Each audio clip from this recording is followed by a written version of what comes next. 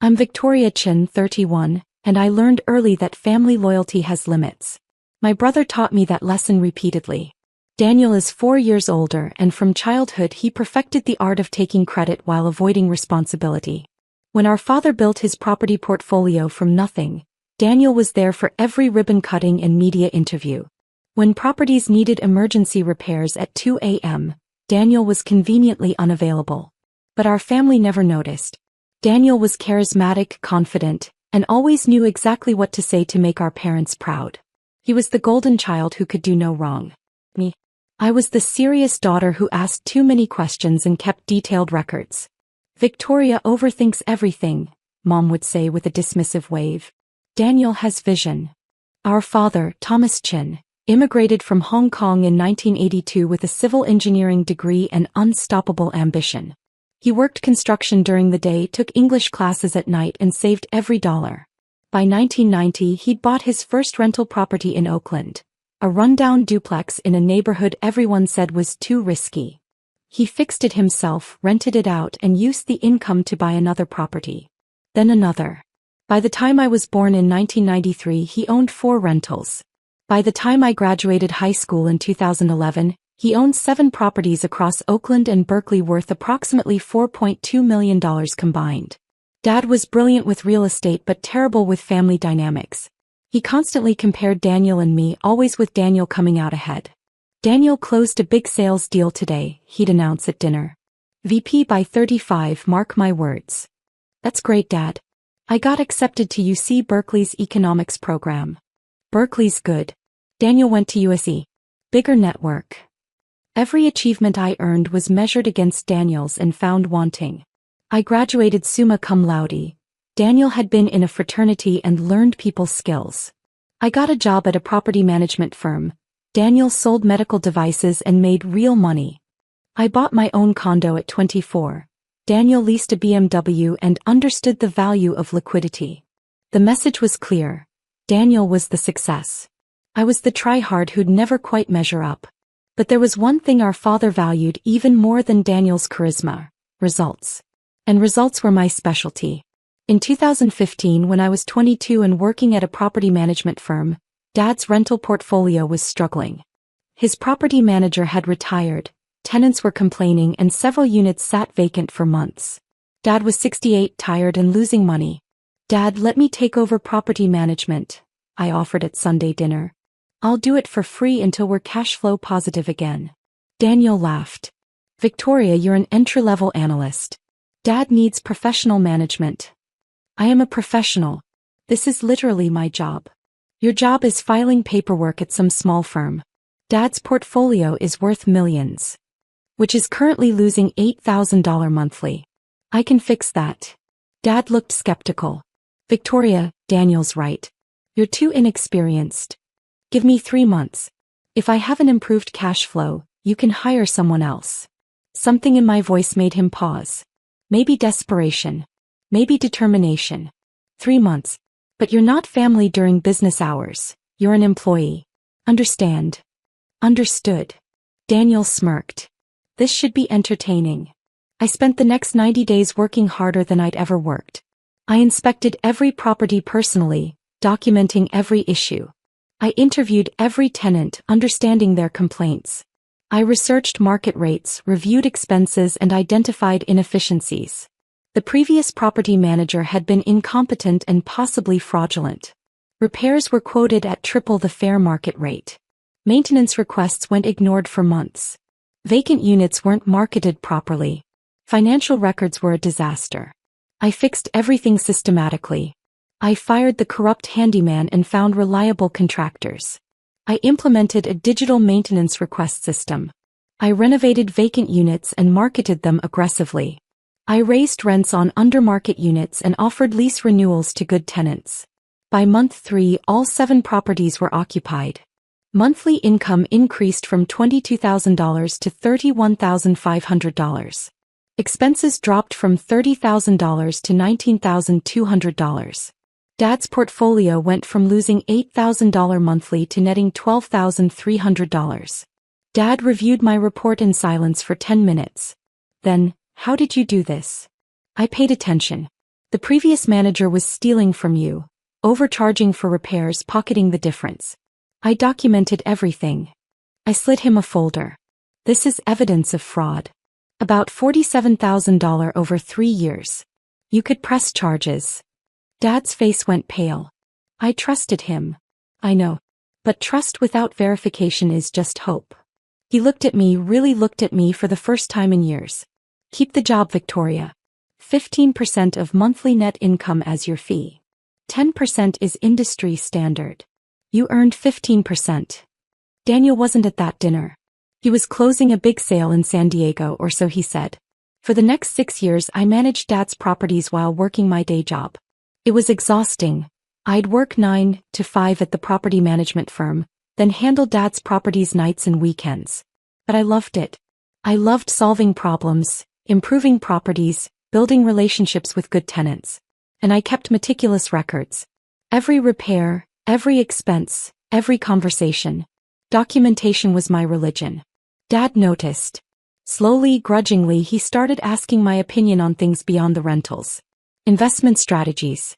Market trends. Financial planning. You have good instincts, he admitted once.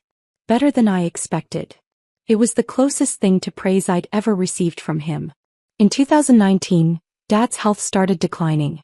He'd been diagnosed with heart disease in 2017, and by 2019 he was facing his mortality.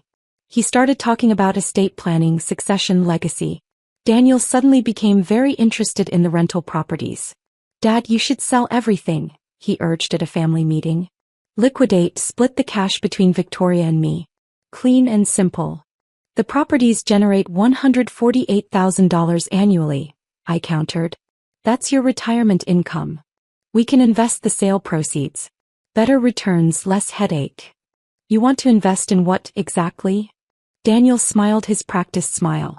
I have connections. Crypto, tech startups, emerging markets. I can triple this portfolio's value in 5 years. Dad looked tempted. Daniel's confidence was always persuasive.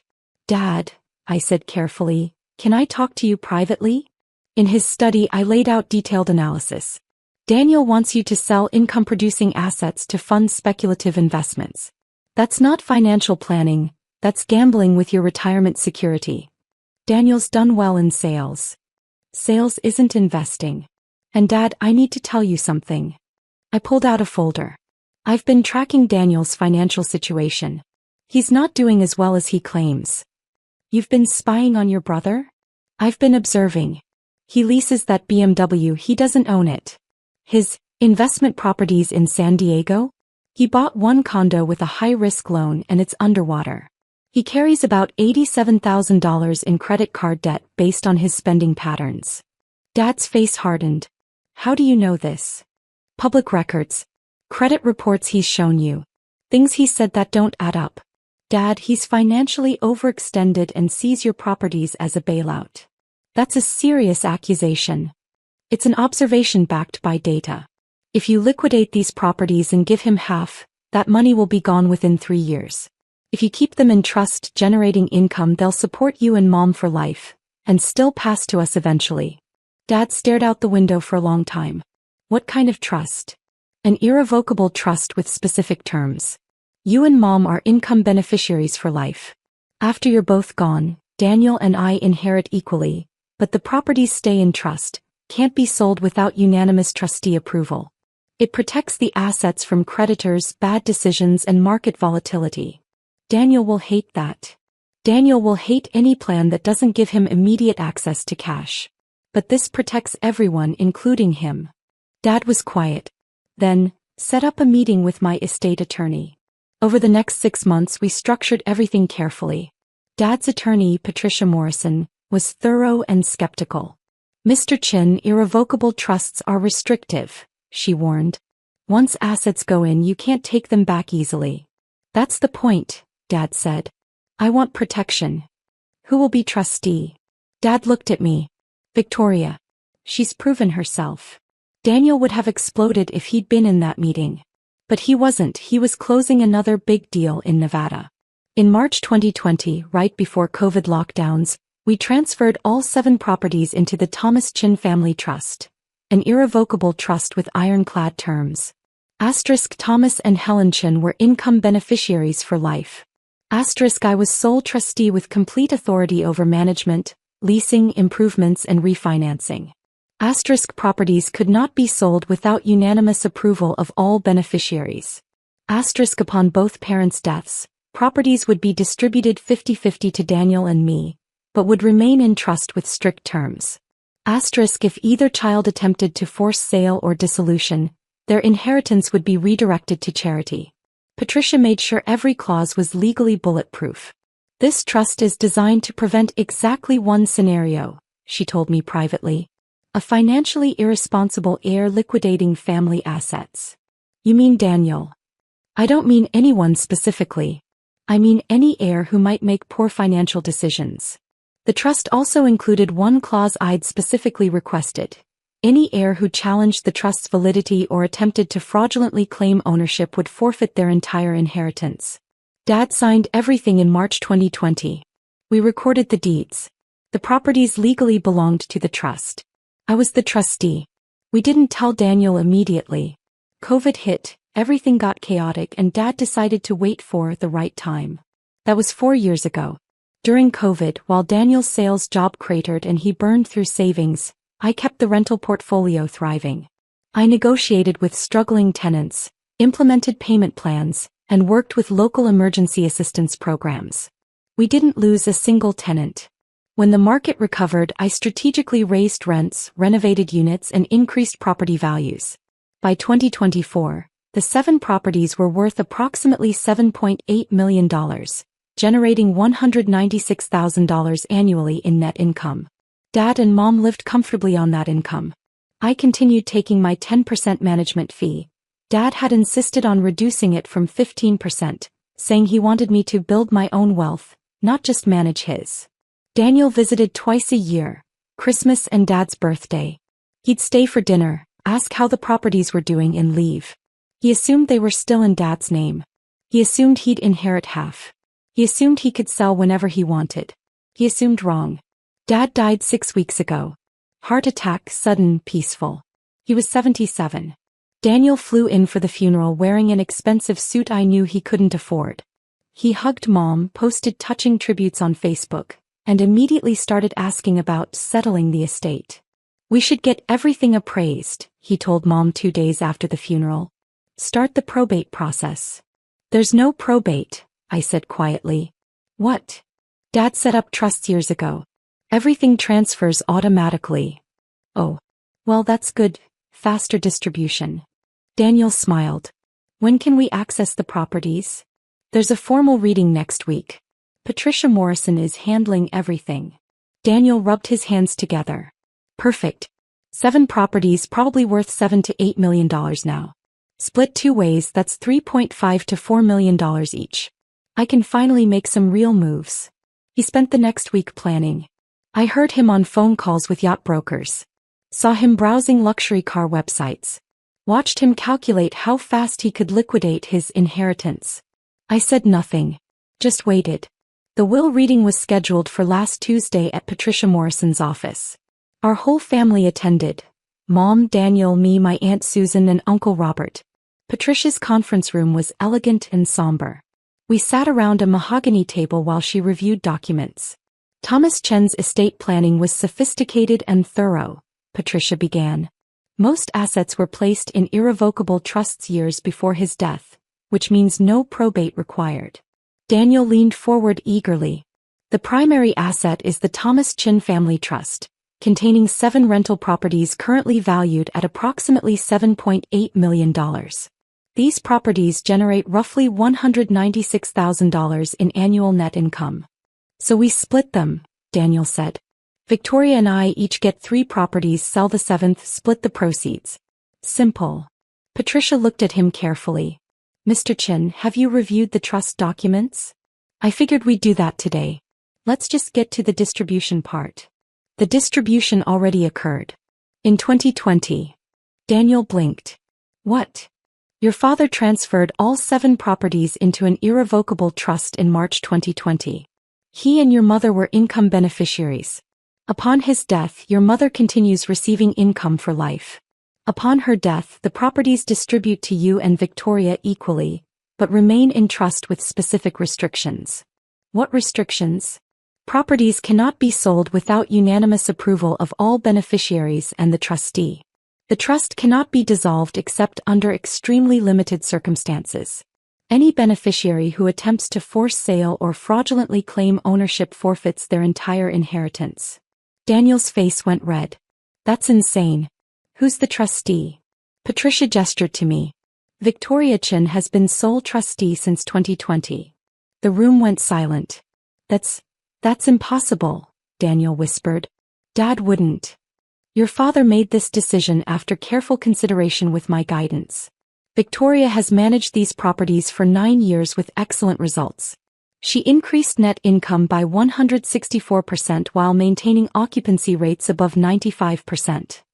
I don't care about occupancy rates. These properties are supposed to be mine. They're not yours, Patricia said firmly. They're held in trust. You have no ownership until your mother passes, and even then you own trust shares, not actual properties. Daniel stood up, his voice rising. This is fraud. Victoria manipulated Dad. I have recordings of all meetings, Patricia interrupted. Your father was mentally competent, properly advised, and made clear decisions. The trust is valid. Then I'm selling my share of the properties right now. You don't have a share to sell. Your mother is still alive. You have a future interest, nothing more. When Mom dies, then, I'm selling all 7 properties next month to buy a yacht. Finally free of this family drama. Everyone stared at him. Even Mom looked shocked. A yacht? Aunt Susan asked quietly. Yes, a yacht. I'm done pretending to care about Dad's rental properties. I never wanted to be a landlord. I'm selling everything, taking my $3 to $4 million, and living the life I deserve. Uncle Robert shook his head in disgust. I said quietly, Daniel, those properties are in an irrevocable trust. You can't sell them. Watch me. I'll force Victoria out as trustee, get court approval. The conference room door opened. A man in a dark suit entered carrying a briefcase. Ms. Morrison? I'm Agent Michael Torres, FBI Financial Crimes Unit. He showed his badge. I apologize for the interruption, but this concerns Mr. Daniel Chin. Every face in the room turned white except mine. Agent Torres set his briefcase on the table.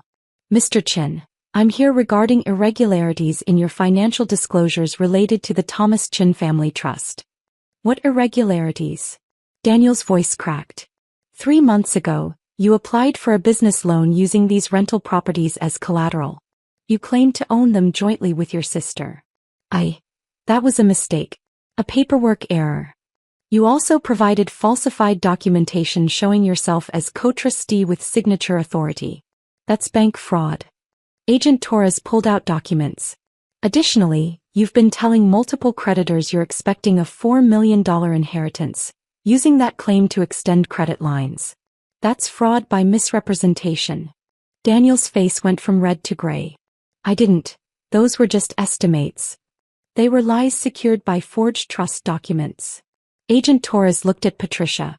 Ms. Morrison, you flagged these irregularities to the California Bar Association 3 weeks ago? Patricia nodded. Yes. When First Pacific Bank contacted my office to verify Mr. Chen's claims, I discovered he'd been attempting to fraudulently access trust assets for months. Agent Torres turned back to Daniel.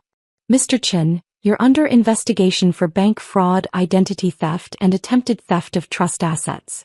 These are federal crimes carrying 5 to 20 years imprisonment. Daniel collapsed into his chair. I needed money. My business failed. I have debts.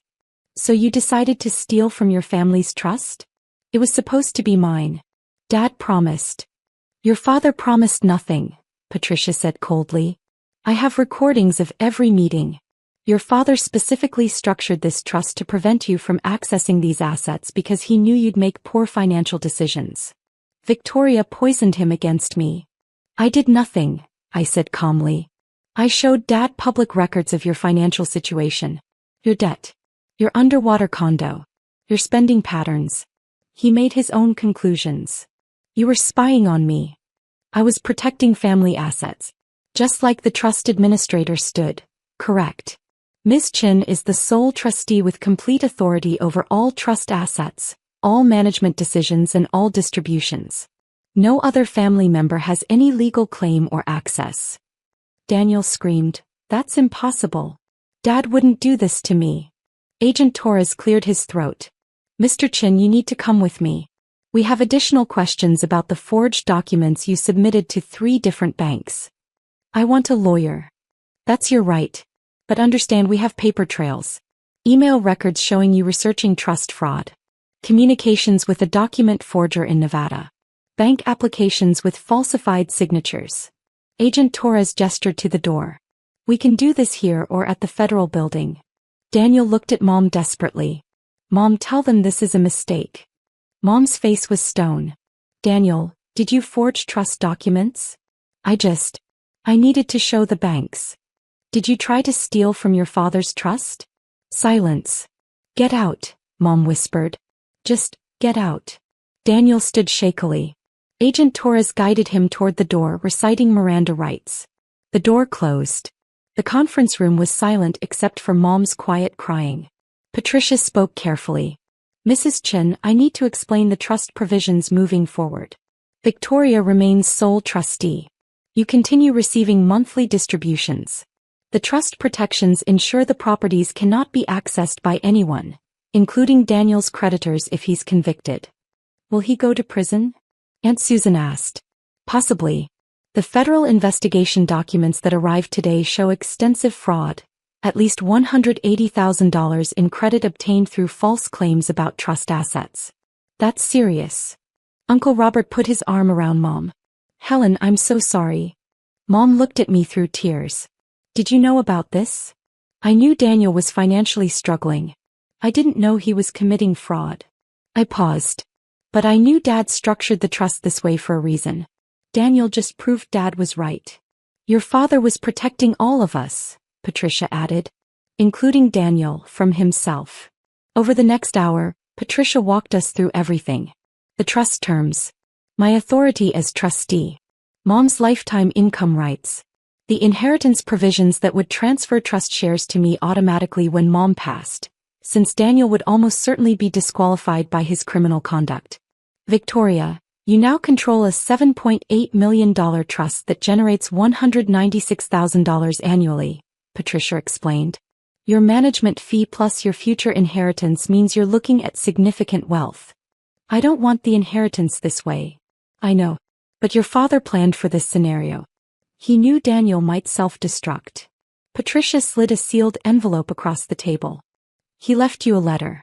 To be opened if Daniel ever challenged the trust or attempted fraud." I opened the envelope with shaking hands.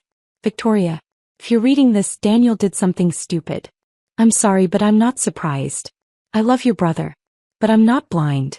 He's charming and ambitious but lacks discipline. He spends more than he earns. He takes credit for other people's work. He believes the world owes him success. You're different. You work for everything. You document everything. You think 10 steps ahead. You're the child I should have celebrated more. This trust isn't punishment for Daniel. It's protection. For him, for your mother, for you. These properties represent 3 generations of Chin family work. They stay in the family. They generate income. They provide security. You're the trustee because you're the only one I trust to preserve this. Be firm. Be fair. But don't let anyone, including your brother, destroy what we built. I'm proud of you, Victoria. I should have said it more while I was alive. I'm saying it now. That." I folded the letter carefully while tears ran down my face. Mom reached across the table and took my hand. "He was right about everything, wasn't he?" "Yeah. He was. I'm sorry we didn't see it sooner. We treated you like you were less than Daniel. You saw what Daniel wanted you to see. He's good at that.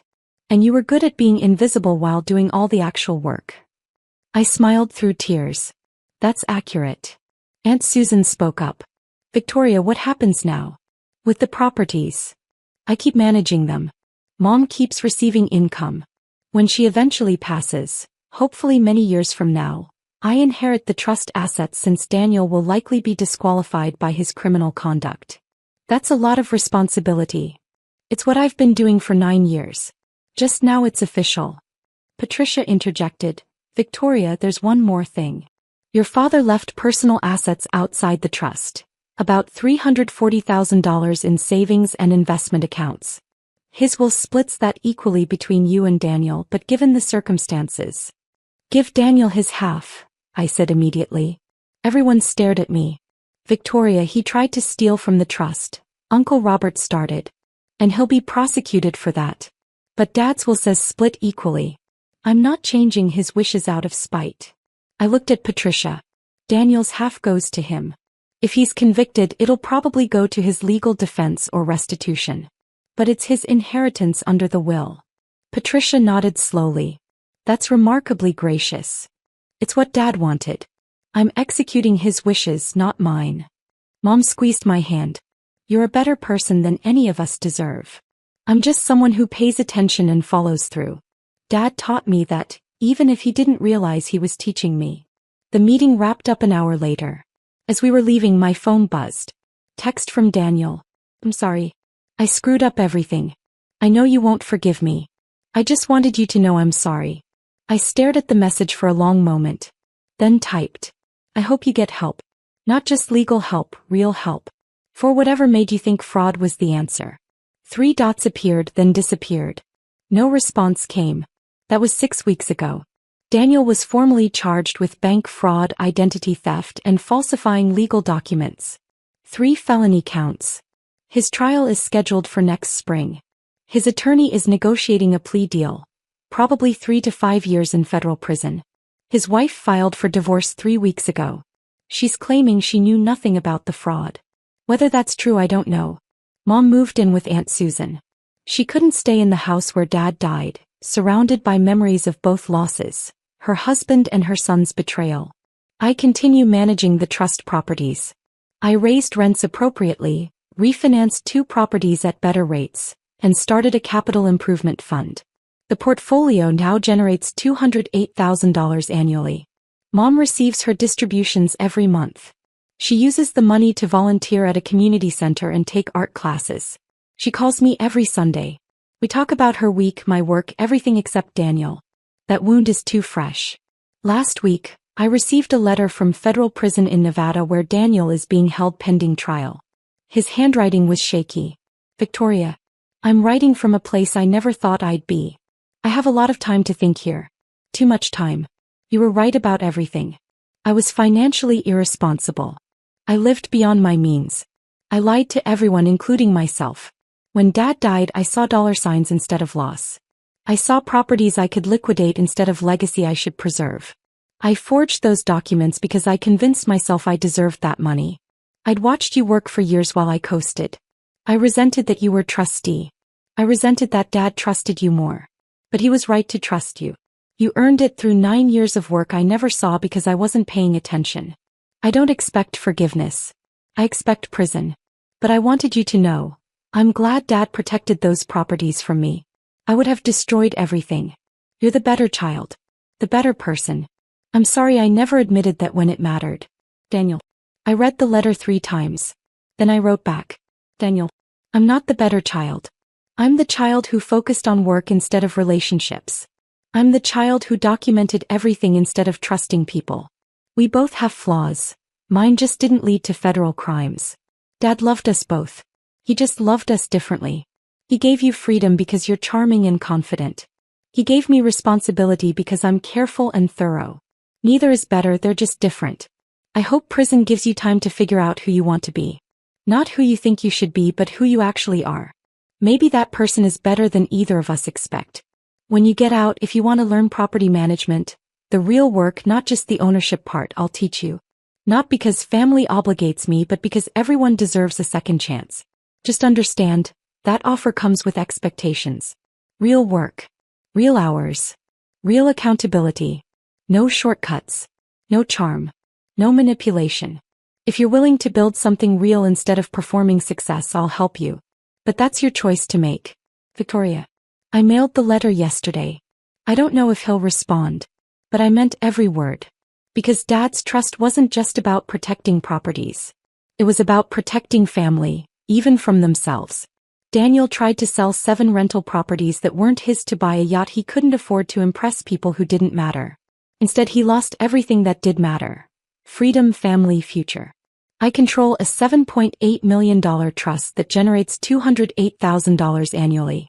I have complete authority over properties 3 generations of Chin family built from nothing. But more importantly, I have something Daniel never earned: trust. Not the legal entity kind, the human kind. The kind you build through Thursday night repairs and Sunday morning tenant calls. Through documenting everything and following through on promises. Through 9 years of being reliable when being exciting would have been easier.